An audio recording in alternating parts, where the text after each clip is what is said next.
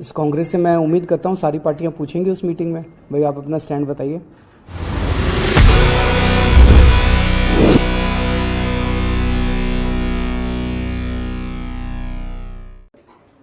आज national capital civil services authority की पहली मीटिंग हुई, लेकिन ये निर्णय पहला नहीं था, मैं थोड़ा सा उस पर एक्सप्लेन करूँगा। पहली मीटिंग हुई,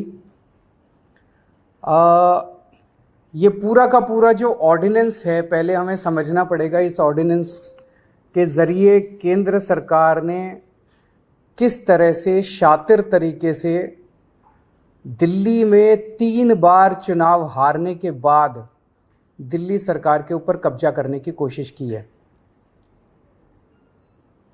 उन्होंने कई ऐसे प्रोविजंस इसके अंदर लिखे हैं अध्यादेश के अंदर, जिसके जरिए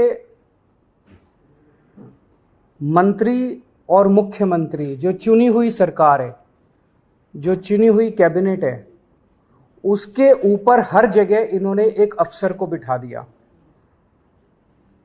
अब डिपार्टमेंट्स में मंत्री की नहीं चलेगी, अफसर की चलेगी। अफसर को मंत्री का बॉस बना दिया। कैबिनेट के अंदर कैबिनेट की नहीं चलेगी, चीफ सेक्रेटरी की और एलजी की चलेगी, उसके ऊपर उन्होंने चीफ सेक्रेटरी को बिठा दिया। एक ये कहने को एक अथॉरिटी बना दी। अथॉरिटी के अंदर 2 अफसर केंद्र सरकार के होंगे और एक मुख्यमंत्री होगा, तो इसके अंदर मुख्यमंत्री के ऊपर 2 अफसरों को बिठा दिया। तो हर जगह इन्होंने अफसरशाही को सारा कंट्रोल दे दिया और अफसरशाही केंद्र सरकार कंट्रोल करेगी। अफसरों के ऊपर केंद्र सरकार का कंट्रोल होगा, सर्विसेज के जरिए और विजिलेंस के जरिए। तो एक तरह से केंद्र सरकार दिल्ली सरकार को अफसरों के जरिए चलाना चाहती है। हमारा देश एक जनतंत्र है, भारत एक जनतंत्र है, और संविधान, भारत का संविधान की मूल आत्मा यही है कि हम एक जनतंत्र हैं। जनता सरकार चुनती है और उस सरकार को काम करने के सारे अधिकार होते हैं, और वो सरकार, चुनी हुई सरकार, अफसरों के जरिए काम करती है। वो अफसर चुनी हुई सरकार को रिपोर्ट करते हैं। ये शायद दुनिया के इतिहास में पहली बार भारतीय जनता पार्टी ने ऐसा षड्यंत्र रचा है कि अब अफसर जो है वो चुनी हुई सरकार के ऊपर होंगे। क्यों? क्योंकि उन अफसरों के ऊपर केंद्र सरकार का कंट्रोल है। केंद्र सरकार उन अफसरों को कंट्रोल करती है, किसी को भी ट्रांसफर कर सकती है, किसी को सस्पेंड कर सकती है। कि अफसरों के ऊपर केंद्र सरकार का कंट्रोल है और अफसर जो है वो मंत्रियों के ऊपर बैठेंगे। तो जैसे किसी भी डिपार्टमेंट में मंत्री जो है वो अगर कोई आदेश देगा तो अफसर डिसाइड करेगा कि आदेश सही है कि गलत है।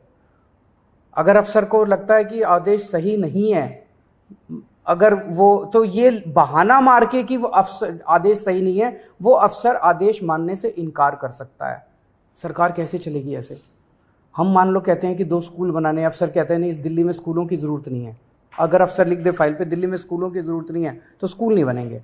हम मान लो कहते हैं कि मोहल्ला क्लिनिक 100 और बनने चाहिए। चुनी हुई सरकार कहती है, हम तो जनता में घूमते हैं, हम कहते हैं भाई जनता मांग रही है इस इलाके में करोल बाग में एक मोहल्ला क्लिनिक बनाओ। अफसर कहता है नहीं, करोल बाग में मोहल्ला क्लिनिक की जरूरत नहीं है, बस फिर मोहल्ला क्लिनिक नहीं बनेगा।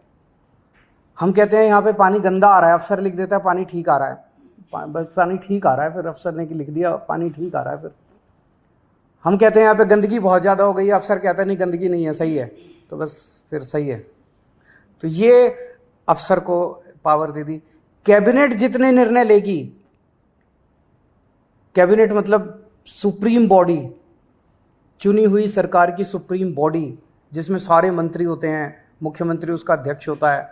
तो कैबिनेट जो भी निर्णय लेगी वो निर्णय सही है कि गलत है, ये चीफ सेक्रेटरी डिसाइड करेगा।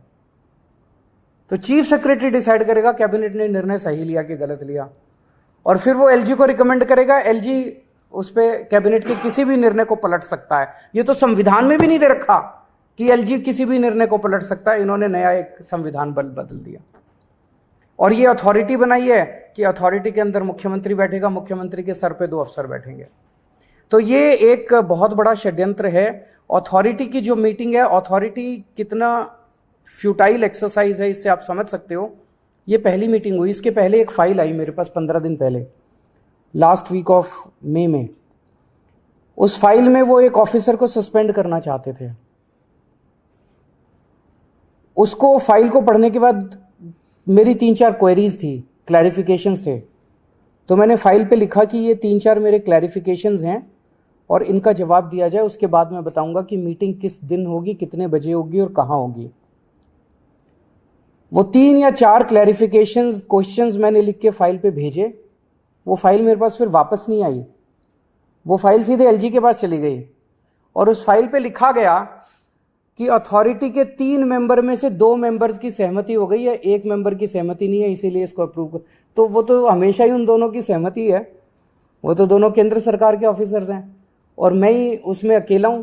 तो मतलब मैं अगर कोई उस मीटिंग के अंदर क्वेरी भी करता हूं, क्लैरिफिकेशन भी मांगता हूं, तो मेरी क्लैरिफिकेशन के जवाब भी देने की जरूरत नहीं है। तो वो एलजी साहब के पास उन्होंने फाइल भेजी, एलजी साहब ने लिख दिया कि ऑफिसर को सस्पेंड कर दिया जाए, ऑफिसर को सस्पेंड कर दिया गया। मेरे पास ना ऊपर जाते टाइम फाइल आई, ना नीचे जाते टाइम फाइल आई।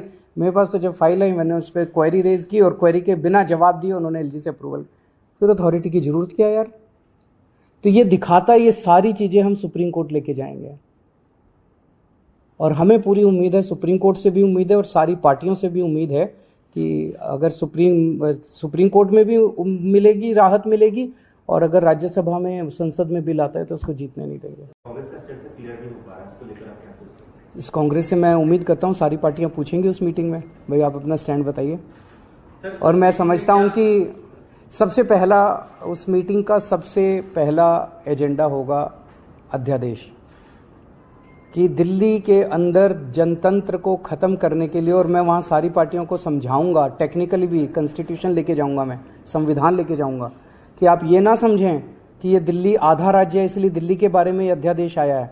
ये अध्यादेश तमिलनाडु में भी आ सकता है, ये अध्यादेश महाराष्ट्र में भी आ सकता है, वेस्ट बंगाल में भी आ सकता है, पंजाब में भी आ सकता है। कंकरेंट लिस्ट की जितने सब्जेक्ट्स हैं, केंद्र सरकार अगर इसी तरह का अध्यादेश लाती है तो फुल स्टेट्स के अंदर भी कंकरेंट लिस्ट के सब्जेक्ट्स को वो खत्म कर सकती है।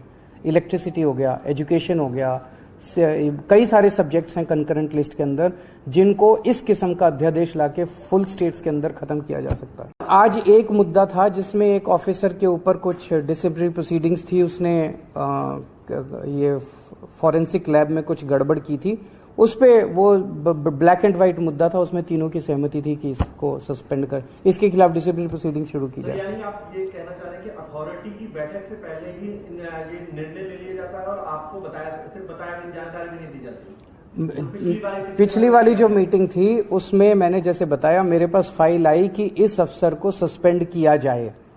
मैंने कहा कि इसको क्यों सस्पेंड किया जाए, इसके लिए 3 क्लैरिफिकेशन मैंने मांगी।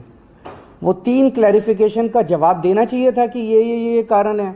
वो 3 क्लैरिफिकेशंस के जवाब देने की बजाय उन्होंने फाइल सीधे एलजी को भेज दी कि अथॉरिटी के 3 सदस्यों में से 2 सदस्य तैयार हैं। वो दोनों तो उनके अफसर हैं अपने ही, उन दोनों ने साइन कर दिए, मुख्यमंत्री की इनको जरूरत ही नहीं है। जनतंत्र गया, जनतंत्र की ऐसी तैसी।